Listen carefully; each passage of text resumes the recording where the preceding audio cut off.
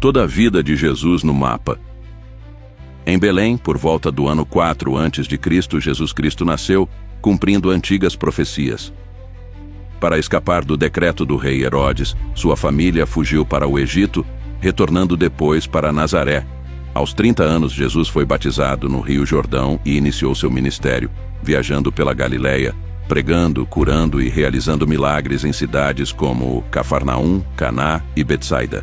Ele seguiu para Cesareia de Filipe, onde Pedro o declarou o Messias, e depois para Betânia, onde ressuscitou Lázaro.